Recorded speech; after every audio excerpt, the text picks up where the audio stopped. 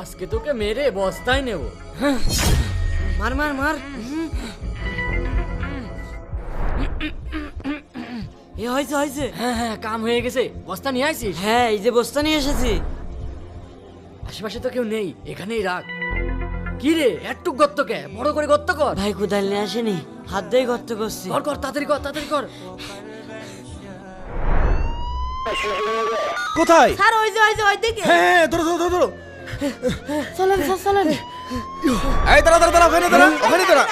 এক পা নড়বি না ওখান থেকে। এই এদিকে সরে আয়। এই বস্তার ভিতর কি?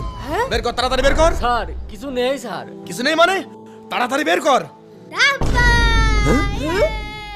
কি রে, কি হচ্ছে এখানে? স্যার আমি ভাইয়াদের সাথে লুকোচুরি খেলছিলাম। আমি বস্তার ভিতর লুকিয়ে আছি, ভাইয়ারা কেউ জানেই না। এদের মনে হয় মাথায় সমস্যা আছে। চল এখান থেকে। যে ভাইয়েরা তাকে জীবিত কবর দিতে চেয়েছিল সেই ভাইদেরকে আজকে পুলিশের হাত থেকে বাঁচালো। ছেলেটা কি ঠিক করেছে? কমেন্টে অবশ্যই জানাবেন।